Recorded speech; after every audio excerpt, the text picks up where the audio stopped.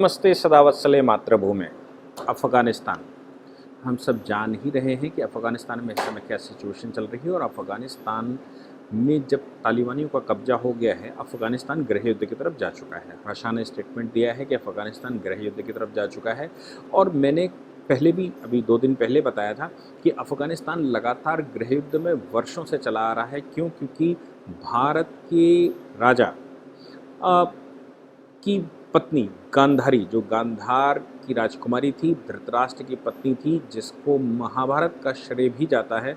और महाभारत के बाद उसने अपने भाई को श्राप दिया, गांधार नरेश को श्राप दिया, शकुनी को, कि तुम और तुम्हारे वंशज कभी चैन से नहीं रहेंगे। जैसी महाभारत तुमने हमारे परिवार में करवाई है, वैसी महाभारत तुम्हारे घर में होती रहेगी। परिणाम लगातार देख ही रहे हैं कि अफ़गानिस्तान में सदैव से महाभारत चली आ रही है। चाहे वो रशिया घुसा हो, चाहे ब्रिटेन घुसा हो, चाहे वो अमेरिका घुसा हो, या वहाँ पश्तूनों ने शासन किया हो, पठानों ने शासन किया हो, इंडिपेंडेंट स्टेट बना हो, जो भी हुआ, लेकिन गांधार कभी भी स्वतंत्र नहीं रहा। गांधार सदैव ही खूनी रंजिश में रहा। ये गांधारी के श्राप का परिणाम था। लेकिन भारत में और भारत के में जन्मे मुसलमानों के लिए ये गर्व का विषय है कि अफ़गानिस्तान में तालिबानियों का शासन हो गया है।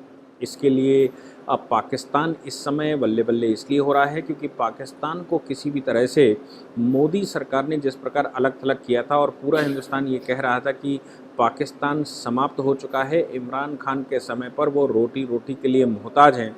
यहाँ तक कि प्राइम मिनिस्टर हाउस को किराए पर उठाया गया है, जहाँ पर रैम्प होगा, रैंप चलेगी और वहाँ पर फैशन शोज़ होंगे।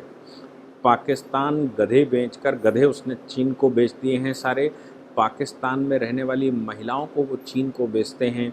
और पाकिस्तान आज की तारीख में चूँकि कोई खेती नहीं करता, इसलिए पाकिस्तान टेररिज्म की खेती कर रहा था। टेररिज्म की मार्केट समाप्त हो चुकी थी।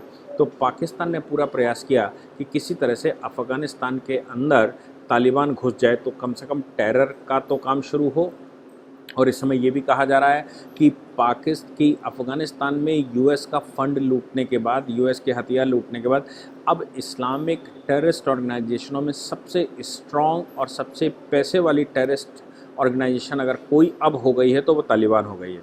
और तालिबानियों का साथ पाकिस्तान ने भरपूर दिया ताकि अफ़गानिस्तान में तालिबान का कब्जा हो सके और पाकिस्तान कुछ जीवित हो सके, यानी कि पाकिस्तान कुछ चैन की सांस ले सके। कुछ दिन तो पाकिस्तान को विराम मिले, सारी दुनिया का दृष्टि अफ़गानिस्तान पर चली जाए और अफ़गानिस्तान पाकिस्तान की मदद करे। इसलिए अफ़गानिस्तान के हवाले से या तालिबान की दम पर पाकिस्तान के जो आज तहरीक इंसाफ पार्टी है, उस पार्टी की प्रवक्ता टीवी पर जब रिप्रेजेंटेशन कर रही थी तो करते समय उन्होंने कहा, इंशाल्लाह तालिबान हमारे साथ है, हम कश्मीर को फ़तेह कर लेंगे। स्वप्न बहुत बड़ा है और पाकिस्तान की स्थापना के बाद से ये स्वप्न लगातार देखा जा रहा है। यानी कि यहाँ तक कि पाकिस्तान की स्थापना भी इस स्वप्न के साथ हुई थी कि हिंदुस्तान पर दारुल-इस्लाम का स्थापना करेंगे और इस्लामिक शासन लाएंगे। इसलिए जिन्हों ने ये शर्त रखी कि हमको या तो हिंदुस्तान की सत्ता दे दो, मुसलमानों से ली थी मुसलमानों को वापस दे दो, अगर वापस नहीं देते तो हमें एक कोना दे दो जहाँ से हम हिंदुस्तान को फ़तेह कर लेंगे। जैसे आक्रांताओं ने फ़तेह किया था वैसे हम फ़तेह कर लेंगे। आखिर हम आक्रांताओं की ही नाजायज़ संतानें हैं, और चूँकि नाजायज़ ही सही पर संतानें तो आक्रांताओं की ही हैं, इसलिए हम वही काम करेंगे जो मेरे पूर्वज मेरे माँ बहन के साथ गलत करने वाले आक्रांता करते रहे। परिणाम सबने देखा कि 47 का युद्ध हुआ, फिर 65 का युद्ध बिना किसी कारण का हुआ, कारगिल 71 का युद्ध बिना किसी कारण का कारगिल करा, और लगातार उन्होंने वहाँ बम विस्फोट और भारत में आतंकवाद फैलाने की कोशिश करी। लेकिन 2014 में मोदी सरकार के बनने के बाद नोटबंदी, जिस नोटबंदी ने पाकिस्तान और इस्लामिक चरमपंथ हिंदुस्तान में जो कुछ गेम रच रहा था दारुल इस्लाम बनाने के लिए, वो सब समाप्त कर दिया। इसके बाद जीएसटी लागू किया कि सब सिस्टम में आइए, और उसके साथ साथ एनआरसी, पीआरसी और बहुत कुछ, सीएए, ये सब कुछ जब हो गया और इसके साथ आर्टिकल 370 का इन्फ्लेक्चुअस हो गया, 35 कैपिटल ए ख़त्म हो गया और ट्रिपल तलाक ख़त्म हुआ। अब यूनिफॉर्म सिविल कोड का नंबर इस समय चल रहा है। 2 बच्चों को लेकर योगी सरकार और बहुत सारी सरकारें इस पर काम कर ही रही हैं। तो अब पाकिस्तान के पास हिंदुस्तान के अंदर जो उनके गुलाम बैठे हुए थे उनके माध्यम से भी कोई ऐसा साधन नहीं बचा जिसके तहत वो हिंदुस्तान को डिस्टर्ब कर सकते। और हिंदुस्तान की छवि जो संसार भर में बनी, उस छवि का परिणाम ये निकला कि पाकिस्तान कहीं ना कहीं बैक फुट पर चला गया और पाकिस्तान में रोटी के लाले पड़ गए। चूँकि पाकिस्तान में ही रोटी के लाले पड़ जाएंगे तो हिंदुस्तान में जो उन्होंने स्वप्न देखा था और हिंदुस्तान में बैठे उनके मित्रों ने जो स्वप्न देखा था वो स्वप्न कभी पूरा होने वाला नहीं। इसीलिए वो स्टेटमेंट देती है और कहती है कि इंशाल्लाह हम कश्मीर फ़तेह कर लेंगे, तालिबान हमारी मदद करने को तैयार है। ये ऑफिशियली स्टेटमेंट आया है प्रवक्ता तहरीक इंसाफ पार्टी का, जो कि सरकार का रिप्रेजेंटेशन कर रही थी। इसके साथ अब दुर्दांतता की बात आपको बताऊं कि दुर्दांतता कैसे होती है, क्या हो सकता है। ब्रिटेन के अंदर अंजेम चौधरी, आप अंजेम चौधरी का नाम आपने सुना हो ना सुना हो, मैं अंजेम चौधरी के बारे में पहले आपको बताता हूं कि उन्होंने स्टेटमेंट ये दे दिया कि अफ़गानिस्तान के अंदर जजिया लागू हो जाना चाहिए, जजिया लागू कर देना चाहिए। इस्लामिक स्टेट बन गई है तो वहाँ पर महिलाओं को अकेले घूमने पर बैन लगा देना चाहिए, पुरुषों के दाढ़ी काटने पर बैन लगा देना चाहिए, वहाँ पाश्चात्य संगीत सुनने पर या संगीत सुनने पर बैन लगा देना चाहिए, पराई स्त्री के साथ संबंध, पत्थर मारना, ये वो सब बड़े भारी से उन्होंने स्टेटमेंट दिया कि मैं अनुरोध करता हूं कि इस पर सब पर बैन लगाइए और तालिबान वहां पर अच्छे से। ये सारा का सारा स्टेटमेंट डेली मेल नाम के एक अखबार ने पूरी उनका इंटरव्यू छापा और इस इंटरव्यू में कहा गया है कि शराब पीते हुए व्यक्ति का सर कलम कर देना चाहिए, कोड़े बरपाने जाइए, सुरक्षा की दृष्टि से बहुत कुछ कम करना चाहिए, सीमाओं को ख़त्म कर देना चाहिए, इस्लामिक स्टेट नागरिक बनने के लिए सभी मुसलमानों को इनवाइट कर देना चाहिए ताकि भारतीय उपमहाद्वीप में इस्लामिक परचम फहराया जा सके।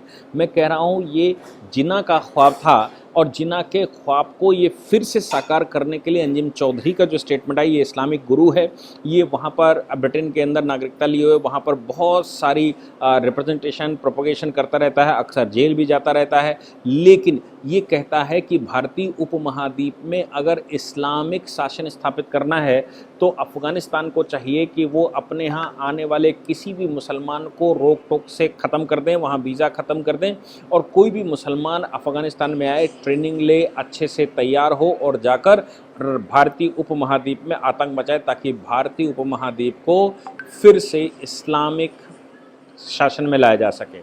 अब ये आखिर अंजेम चौधरी है कौन? अंजेम चौधरी एक्चुअली पैदा तो ब्रिटेन में हुआ लेकिन इसके पिता पाकिस्तानी थे, पाकिस्तानी इसके पिता थे, तो पाकिस्तान में कैसे पहुँचे? इसके पिता एक्चुअली हिंदुस्तान के उत्तर प्रदेश के रहने वाले थे, चौधरी नाम आप सुन ही सकते हैं। पार्टीशन के समय पर जिन्ना का साथ दिया और जिन्ना का साथ देते हुए पाकिस्तान के निर्माण में अंजेम चौधरी के पिता का एक बड़ा योगदान था और परिणाम ये निकला कि पाकिस्तान का निर्माण हुआ। उसके बाद अंजेम चौधरी के बाप ब्रिटेन चले गए और ब्रिटेन में जाकर अंजेम चौधरी का जन्म हुआ। अंजेम चौधरी भी खूब एजुकेट हुआ, बाद में मेडिकल कॉलेज में इसने वहाँ एडमिशन लिया। फर्स्ट ईयर में ही इस्लामिक गतिविधियाँ करने की वजह से हिंदुस्तान को दारुल इस्लाम बनाने के उद्देश्य को पूर्ण करने के लिए वहाँ लोगों को एकजुट करना और प्रोपगेशन करना, ये उसका उद्देश्य था। इसलिए ये मेडिकल की फर्स्ट ईयर में ही फेल हो गया और उसके पश्चात ये पूर्ण रूप से इस्लामिक जिहाद फैलाने पर उतर आया। अब ये कहता है कि जजिया लगा देना चाहिए, हिंदुस्तान उपमहाद्वीप को अगर शासन करना है तो आपको मेरे बताए हुए बहुत सारे उपाय करने चाहिए, ये वो सलाह देता है। अब मैं आपको बताऊं कि ये ISIS के साथ इन्वॉल्व रहा, 5 साल की इसको जेल हुई, ये प्रोपोगेशन करता रहा, ये सब कुछ ठीक है। आखिर ये जजिया का फार्मूला ये क्यों लेकर आते हैं, क्यों ऐसी जजिया वाली बातें करते हैं? एक्चुअली ये चूँकि आक्रांताओं की नाजायज़ औलादें हैं, आक्रांताओं की नाजायज़ औलादें मेरी वो माताएं बहनें जिनके साथ गलत किया गया और जो वो डरपोक भाई बहन जो कि इतिहास में आक्रांताओं के साथ हो लिए, आक्रांताओं से लड़ने की क्षमता नहीं थी, आक्रांताओं के खिलाफ बोलने की क्षमता नहीं थी, आक्रांताओं से के सामने सस्टेन करने की क्षमता नहीं थी, ये वो डरपोक कौम जो कन्वर्ट हो गई या कन्वर्ट कर दी गई, इनकी संतानें ही अब ये चौधरी, चूँकि चौधरी प्रजाति से रहे होंगे और उत्तर प्रदेश के रहने वाले थे, पश्चिमी उत्तर प्रदेश इनका निवास रहा होगा, और इसलिए अभी भी ये गर्व महसूस इस बात में करते हैं कि हिंदू कन्वर्टेड हैं और हिंदुओं में चौधरी बड़ी प्रजाति होती थी, इसलिए आज भी ये अंजम चौधरी ही अपने नाम के आगे लगाते हैं ताकि बाकी मुसलमानों को ये बता सकें कि मैं बड़ी प्रजाति से हूँ, बड़ी जाति से हूँ। कहते तो ये हैं कि मुसलमान की कोई जाति नहीं होती, लेकिन जातियाँ फिर भी लगाते हैं, चौधरी आज भी लिखते हैं। इनका ख्वाब ये सदैव से, जो ये लोग कन्वर्ट हुए थे तब क्या होता था, मुस्लिम आक्रांता भारत में आए तो उन्होंने जजिया और ज़कात 2 टैक्स लगाए। पहले तो उन्होंने मारपीट कर हिंदुओं को कन्वर्ट किया, हिंदू की महिलाओं के साथ गलत किया, उनके साथ निकाह किए, उनको हरम में रखा, उनके साथ जो गलत कर सकते थे पा गए तो किया, अन्यथा हिंदुस्तान की महिलाओं ने जौहर भी उस समय करके अपने शरीर को समाप्त किया। हिंदुस्तान के राजपूतों ने लड़ाई लड़ते हुए वीरगति को प्राप्त हुआ, हिंदुओं को वीरगति प्राप्त हुई और हिंदुओं की महिलाएं कहीं न कहीं जौहर कर लेती थी। फिर भी जौहर करने का समय न मिला तो महिलाओं को इन्होंने पकड़ा या महिलाओं के साथ गलत किया, और जो डरपोक प्रजाति थी वो स्वतः ही कन्वर्ट हो गई। और अब जो हिंदू बचा, उस हिंदू जो जनता हिंदू बची, उस हिंदू जनता से इन्होंने कहा कि आप या तो कन्वर्ट हो जाइए और नहीं तो आप टैक्स दीजिए, क्योंकि इस्लाम में शुरू से कहता आया हूँ कि इस्लाम एक भू राजनीतिक आंदोलन है। इनका 2 उद्देश्य हैं, राजनीति करना यानी कि सत्ता हासिल करना, और दूसरा ज़मीन कब्जा करना। इस को करने के लिए इनको लव जिहाद का फार्मूला शांति काल में, चूँकि जब ये अपवश होते हैं तो ये प्यार का ड्रामा करके लव जिहाद फैलाते हैं, दूसरों की ज़मीनें कब्जा करने का उद्देश्य रहता है, तो बेईमानी डाका जो डाल सकते हैं वो सब कुछ डालते हैं, और अगर ज़्यादा मेजॉरिटी में हो तो फिर ये जजिया लगाते हैं। जजिया मतलब आप हिंदू तभी बने रह सकते हैं जब आप हमें जजिया देंगे, हमें धन देंगे हमारे, और उस धन से हम दूसरे लोगों के ऊपर अत्याचार करेंगे, उस धन से हम हमले करेंगे, उस धन से हम और काम करेंगे। तो या तो आप धन दीजिए और या बेटियां दीजिए या कन्वर्ट होकर आ जाइए और ज़मीनें अपनी सौंप दीजिए। ये और ज़कात वो टैक्स होता था जो मुसलमान हो गया, अब इनको माफ़ किसी को नहीं करना, क्योंकि आक्रांताओं ने हिंदुओं को मुसलमान बना लिया, मुसलमान बन गए, डरपोक डरपोक हिंदू मुसलमान हो गए, तो अब उनसे भी ज़कात लेना, तो वो भी अगर इस्लाम के फॉलोवर हो गए तो ज़कात दीजिए, नहीं हुए तो जजिया दीजिए। ज़कात थोड़ा कम लेंगे, जजिया ज़्यादा लेंगे, और ज़कात जो लेंगे उसका भी उद्देश्य यही कि इस्लाम का प्रोपगेशन करना और लोगों को कन्वर्ट करना और हमले करना और दुनिया को नस्ते नाबूद करना। तालिबान को जब अंजम चौधरी ये बात समझाता है तो फिर वो साथ में उसके साथी या उसके लाइक माइंडेड लोग क्या कहने की कोशिश करते हैं, मैं आपको वो एक पूरा चरितार्थ एक चरितार्थ स्टेटमेंट सुनाऊंगा। वो कहते हैं कि हिंदू कुश का मतलब होता था, हिंदू कुश वहाँ पर एक माउंटेन है, हिंदू कुश का मतलब होता था हिंदुओं को मार डालने वाला स्थान। अफ़गानिस्तान में अगर कब्जा हो गया है तालिबानियों का तो हिंदुओं का कत्लेआम क्यों नहीं करते, हिंदुओं का कत्लेआम कर देना चाहिए, बनियों को वहाँ छोड़ देना चाहिए, बनियों से ज़कात लीजिए या फिर बनियों को वहाँ छोड़ देना चाहिए, उनकी महिलाओं के साथ गलत करना चाहिए, उनको कत्लेआम खुलेआम करना चाहिए। ये स्टेटमेंट जब आप सुनेंगे तो आपको स्वयं में पता लग जाएगा कि वाकई में हिंदुस्तान को लेकर इन लोगों का क्या। दानिश, आप अगर सच्ची बात हमसे पूछते हैं कि मैं अल्लाह से दुआ कर रहा हूं कि अमेरिकन वहां से निकलें और इंडियंस को वहां छोड़कर जाएं। बहुत अरसा हो गया है कि अफगानिस्तान में हमने हिंदुओं का कत्लेआम नहीं किया। तारीखी तौर पर यह हमेशा हुआ करता था, जिसी वजह से अफगानिस्तान के पहाड़ों का नाम हिंदू कुश रखा गया है। हिंदू कुश का मतलब है हिंदुओं को कत्ल करने वाली जगह, वो जगह जो हिंदुओं को कत्ल करती है। तारीखी तौर पर जब भी हिंदू अफगानिस्तान में दाखिल हुए हैं, इनको वहां ज़िबा किया गया है। और हम दुआ कर रहे हैं अल्लाह से कि अमेरिकन निकलें और अफगानिस्तान में अपनी जगह पे बनिए को छोड़कर जाएं। फिर उसके बाद बनिए के साथ हम वो करेंगे कि बनिया उसके बाद अगली 1000 साल की तारीख में अफगानिस्तान और पाकिस्तान की तरफ निगाह उठा के नहीं देखेगा। बिस्मिल्लाहिर्रहमानिर्रहीम। मैं कई दिनों से सुन रहा हूं कि इंडिया पाकिस्तान को जंग की धमकी दे रहा है। मैं इंडिया के मुर्तद और हिंदू हुकूमत को बता देना चाहता हूं कि हम पाकिस्तानी आर्मी और अवाम के साथ शाना बशाना करे हैं। तुम हमारा न कुछ बिगाड़ सकते हो। हम बहुत जल्द फारिग होने वाला है इंशाअल्लाह। जिस तरह हमने अमेरिका को रुलाया, इस तरह तुम्हारा भी यही हाल होगा। और जो धमकियां तुम देते हो, हमने जो धमकियां तुम देते हो, ये आपसे पहले कई ममालिक ने हम लोगों को दी है, और फिर उनका हश्र पूरी दुनिया ने देखा है। और हमारे ताकत का अमेरिका से पूछ सकते हो कि हमने उसको आने पर मजबूर कर दिया है। तो ऐसा न हो कि कल को धमकी देते रहे हो और हमारे झंडे दिल्ली और मुंबई में लगी हुई हो। कश्मीर तो ऐसा भी हमारा है और ये हमारे मुल्क का हिस्सा है। कश्मीर तो छोटा सा टुकड़ा है, हमने अफगानिस्तान को फतह किया।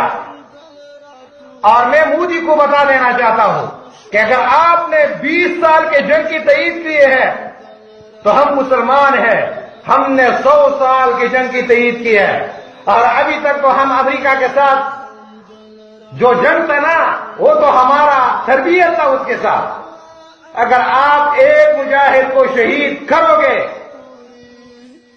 तो हमारे माओ ने ऐसे बच्चे जन्म दिए हैं कि एक मुजाहिद के बदले 100 मुजाहिद खड़े होंगे इंशाअल्लाह। और आपके 500 पूजी मुर्तद गाय के पुजारी और हमारा एक मुजाहिद बराबर है इंशाअल्लाह। विचार रहता है, भले ही इनके पूर्वजों के साथ कुछ भी हुआ हो। हालांकि ये बात तय है कि ये किसी के सगे नहीं होते। इस्लाम कबूल कर लिया तो भी मारे जाओगे, इस्लाम नहीं कबूल किया तो भी मारे जाओगे। इस्लाम के बंदे हो तो तालिबान बन जाओ, और तालिबान नहीं तो कट्टर वाले बन जाओ। तो आप चाहें मुसलमान बन जाएं, चाहे तालिबान बन जाएं, चाहे कुछ भी बन जाएं, आपसे जरिया नहीं तो जकात लिया जाएगा। आपकी महिलाएं बच्चियां सुरक्षित नहीं, क्योंकि ये डकैतों का वो ग्रुप है जो डकैती डालता है और खुद दृष्टि रखता है, इसलिए इसके पास और कोई इलाज नहीं है। पर एक बात तो पक्की है कि वो अफ़गानिस्तान पर तालिबान कब्जा कर ले तो भी मुसलमान को हिंदुस्तान ही टारगेट करना है। अब आप देख सकते हैं कि कश्मीर, चूँकि पहला एजेंडा इन्होंने कश्मीर बनाया था कि कश्मीर पर कब्जा करेंगे, फिर हम धीरे धीरे करके पूरे हिंदुस्तान पर कब्जा करेंगे। नेहरू जैसा बेवकूफ़ प्रधानमंत्री था जिसके शासनकाल में आधे से ज़्यादा जम्मू कश्मीर का हिस्सा पाकिस्तान ने कब्जा कर लिया था, और नेहरू चुपचाप यूएनओ चला गया और बेवकूफ़ी भरे उसने काम किए। अगर नेहरू ना होता, पटेल जैसे कोई प्रधानमंत्री होते, जैसे राजा हरी सिंह उस समय कह रहे थे कि कमान सेनाओं की मेरे हाथ में दे दो, तो जम्मू कश्मीर तो बहुत दूर की बात रही, हम पाकिस्तान भी दोबारा फतेह करके हिंदुस्तान में मिला लेंगे। लेकिन नेहरू जैसा बेवकूफ़ प्रधानमंत्री जिसने राजा हरी सिंह से कहा कि तुम विलय कर चुके हो इसलिए अब तुम्हारा रोल ख़त्म हो चुका है, और चूँकि तुम्हारा रोल ख़त्म हो चुका है इसलिए अब तुमको कमान नहीं दी जा सकती।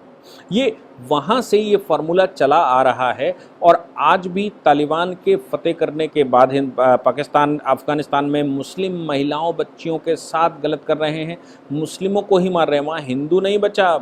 हालांकि ख्वाब उनका ये था कि हिंदुओं को काटेंगे, लेकिन हो गया उल्टा, वो काट मुसलमानों को रहे हैं। और चूँकि मुसलमान ही बचा है तो मुसलमानों को ही काटेंगे, और मुसलमानों में चूँकि 72 फ़िरके हैं तो जो शासन करने वाला फ़िरका है वो बाकी 71 फ़िरकों की सीधे सीधे कत्लेआम करेगा, ये स्वाभाविक है। और चूँकि 71 फ़िरके का कत्लेआम करेगा, इसलिए अब उसने अपना उद्देश्य बनाया।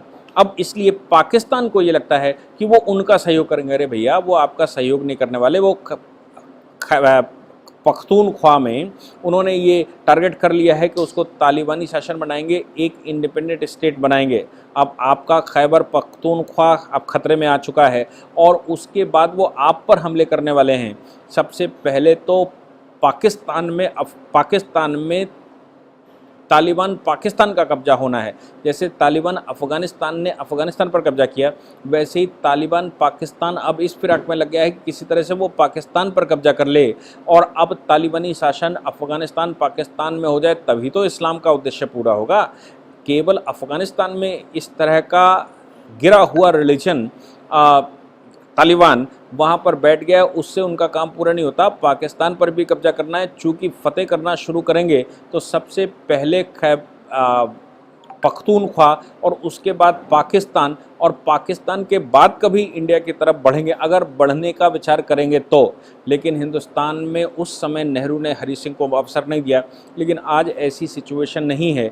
आज की सिचुएशन ये है कि सैनिक किसी भी हद तक आपको मारने के लिए तैयार हैं। बस समस्या इतनी है कि हिंदुस्तान के अंदर पाकिस्तान परस्त जो अपने पूर्वजों को भूल गए, जो रामकृष्ण के वंशज तो हैं लेकिन भटके हुए आत्माएं हैं, जो लगातार अपने आप को इस्लामिक कह रहे हैं, जो आक्रांताओं की नाजायज़ औलादें हैं, वो आपका सहयोग करने के लिए तत्पर रह सकते हैं, वो आपका सहयोग कर सकते हैं, या आप उनकी दम पर कुछ करने का विचार कर सकते हैं, जो संभव नहीं हो सकता। हिंदुस्तान अब वैसा नहीं है जो बहकावे में आ जाता था। हिंदुस्तान अब वो नहीं है जो कभी नेहरू के राज में इस्लाम का तुष्टीकरण करता था या 2014 से पहले तुष्टीकरण होकर ये सब कुछ चल रहा था। आज का हिंदुस्तान मोदी का हिंदुस्तान है, आज का हिंदुस्तान योगी जी का हिंदुस्तान है, आज का हिंदुस्तान हिंदुओं का हिंदुस्तान है, और राणा और शिवाजी महाराज अब दिखने लगे हैं। इसलिए ये ख्वाब आपको नहीं देखना चाहिए। सबसे पहले आप तालिबान से अपने आप को बचा लें, ये आपको निर्णय करना चाहिए। उसके बाद ख्वाब कुछ और देखना चाहिए। लेकिन मैं जहाँ तक आपको बताऊं कि जो अंजिम चौधरी कह रहा है, या जो प्रवक्ता कह रही है, या जो टेररिस्ट ऑर्गेनाइजेशन तालिबान के ये पाकिस्तान में अफ़गानिस्तान के कह रहे हैं कि अब हम कश्मीर पर जाएंगे, पाकिस्तान की तरफ मुंह ना उठाना, इसका मतलब ये पक्का है कि उनके दिमाग में ये आ चुका है कि पाकिस्तान हमारा हो चुका है, अब केवल कब्जा बाकी है, नहीं तो कब्जा इनडायरेक्टली मेरा हो चुका है। इसीलिए वो हम हिंदुस्तान की तरफ स्टेटमेंट दे रहे हैं। तो इसका मतलब आप समझ सकते हैं कि अब जो महिलाएं बच्चे अफ़गानिस्तान से भागकर हिंदुस्तान की तरफ मुंह उठाए हैं, क्या पाकिस्तान के महिलाएं बच्चे ऐसा विचार कर रहे हैं कि वो भी हिंदुस्तान में ही शरण लेंगे? क्योंकि तालिबान तो आपकी माँ बहन करने वाला है ही, इसमें कोई शक नहीं। आपने मुझे सुना, थैंक यू वेरी मच।